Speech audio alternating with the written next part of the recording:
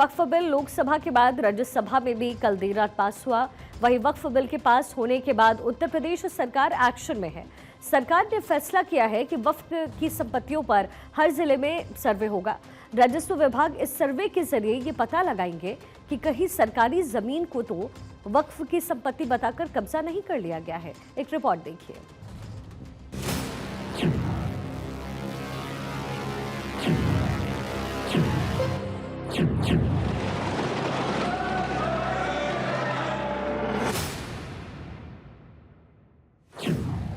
वक्फ bill pass, action में योगी सरकार।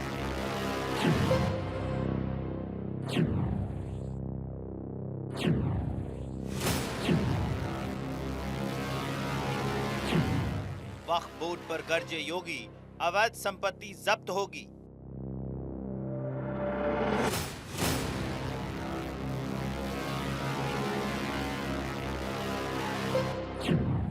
वक्फ के नाम पर माफियागिरी, योगी बोले नहीं चलेगी।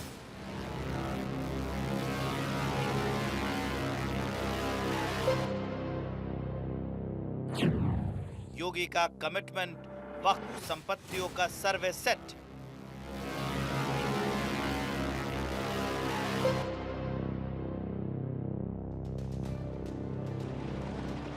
इधर लोकसभा राज्यसभा से वक्फ संशोधन बिल पास हुआ। उधर उत्तर प्रदेश के मुख्यमंत्री योगी आदित्यनाथ का वक्फ को लेकर एक्शन शुरू हो गया। इधर लोकसभा राज्यसभा में केंद्र सरकार ने इतिहास रचा। उधर उत्तर प्रदेश के सीएम योगी आदित्यनाथ ने वक्फ की अवैध संपत्तियों पर शिकंजे का भी खांचा खींच डाला। वक्फ बिल पास होने के बाद बड़े एक्शन मूड में मुख्यमंत्री योगी आदित्यनाथ दिखाई दे रहे हैं और इसी में प्रदेश सरकार ने यह फैसला लिया है कि पूरे प्रदेश में अवैध रूप से वक्फ घोषित की गई संपत्तियों को वो जब्त करेगी।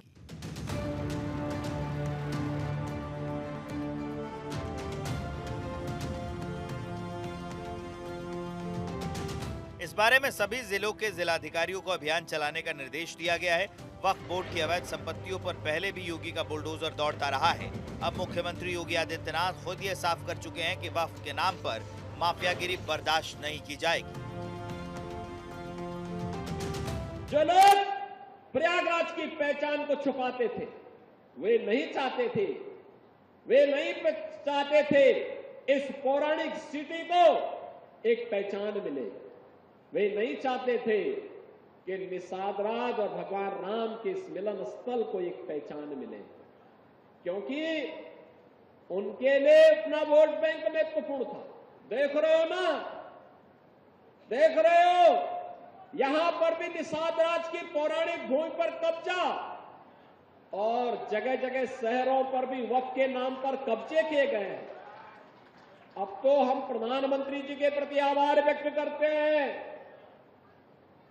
देखा ना, वक्फ बोर्ड ने कैसा मनमानापन उस समय बयान दे रहे थे। जब हम कुंभ का आयोजन करने जा रहे थे उस समय वो बयान दे रहे थे कि प्रयागराज में कुंभ की भूमि भी वक्फ की भूमि है। अबे हमने कहा ये बोर्ड क्या भूमाफिया बोर्ड हो गया क्या? भूमाफिया प्रदेश में नहीं चल सकते। माफियाओं को तो हम पहले ही विदा करा चुके हैं प्रदेश से। वक्फ बोर्ड की संपत्ति को लेकर मुख्यमंत्री योगी आदित्यनाथ का चलाया गया हंटर बेवजह नहीं है। मुख्यमंत्री योगी का वक्फ बोर्ड पर इस बड़े एक्शन से ऐलान की अपनी ही वजह है। दरअसल वक्फ की संपत्ति और उसके रिकॉर्ड में बड़ा अंतर है। राजस्व विभाग के अनुसार उनके रिकॉर्ड में सिर्फ 2963 वक्फ संपत्तियां दर्ज हैं। वहीं सुन्नी वक्फ बोर्ड ने 1,24,355 और शिया वक्फ बोर्ड ने 7,785 संपत्तियों को वक्फ के रूप में रजिस्टर किया है। इनमें से भी राजस्व अभिलेखों में केवल 2,533 सुन्नी और 430 शिया वक्फ संपत्तियों का ही उल्लेख है। इसका मतलब है कि लगभग 98% संपत्तियों का कोई सरकारी रिकॉर्ड मौजूद नहीं है। उत्तर प्रदेश में योगी सरकार आने के बाद से अवैध संपत्तियों पर न सिर्फ सख्त कार्रवाई हुई है बल्कि माफिया की भी कमर टूटी है। अब वक्फ की अवैध संपत्ति पर एक्शन की बारी है, जिस पर कार्रवाई का चाबुक चलना शुरू भी हो गया है।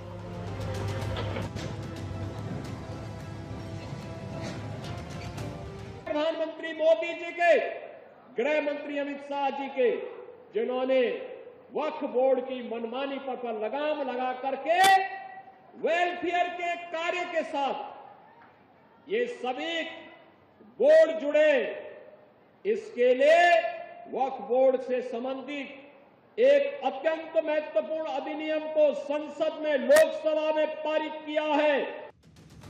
उत्तर प्रदेश में अब वक्फ की हर संपत्ति का सर्वे होगा। राजस्व विभाग के रिकॉर्ड में और वक्फ संपत्तियों के आंकड़े में अंतर भी खासा बड़ा है। इसके पीछे की वजह यह है कि उत्तर प्रदेश में कई संपत्तियों को गलत तरीके से वक्फ की संपत्ति बता दिया गया है। इनमें खलिहान, तालाब और पोखर जैसी जमीनें शामिल हैं। पीलीभीत में एक तालाब की जमीन को वक्फ की घोषित किए जाने का मामला हाई कोर्ट में चल रहा है। केवल दान की हुई जमीनों को ही वक्फ की संपत्ति माना जाता है, लेकिन जिस तरह से वक्फ की संपत्ति में बड़ा खेला दिखाई देता है, उससे सर्वे के बाद एक बड़ा सच दुनिया के सामने आता हुआ दिखाई देगा। हम आभारी हैं प्रधानमंत्री मोदी जी के, गृह मंत्री अमित शाह जी के, जिन्होंने वक्फ बोर्ड की मनमानी पर लगाम लगा करके वेलफेयर के कार्य के साथ ये सभी बोर्ड जुड़े। इसके लिए वक्फ बोर्ड से संबंधित एक अत्यंत महत्वपूर्ण अधिनियम को संसद में, लोकसभा में पारित किया है। आज राज्यसभा में भी पारित होगा। बहनों और भाइयों, देश के प्रति निष्ठा होनी चाहिए। मुख्यमंत्री योगी आदित्यनाथ अपने फैसलों के लिए जाने जाते हैं। सीएम योगी के सख्त शासन का नतीजा है कि उत्तर प्रदेश आज उत्तम प्रदेश बन गया है। वहीं वक्फ बोर्ड की अवैध संपत्तियों पर कार्रवाई से इतना तय है कि राज्य में भू माफिया पर एक बड़ा एक्शन जल्द होता फिर से दिखाई देगा। Bureau report, Bharat 24।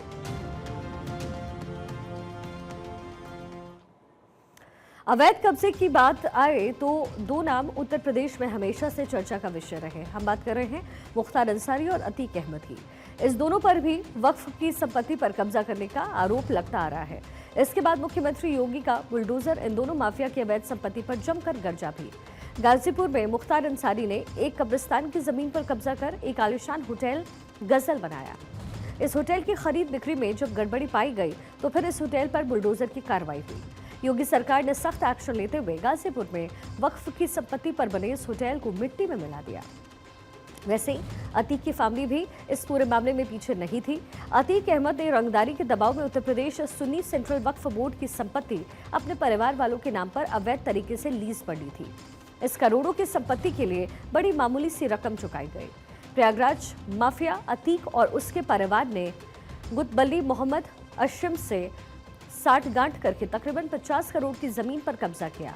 इस पूरे मामले में कार्रवाई करते हुए पुलिस ने अशरफ की बीवी जैनब समेत 7 पर एफआईआर दर्ज की और कई बीघा इस जमीन पर अतीक का कब्जा था।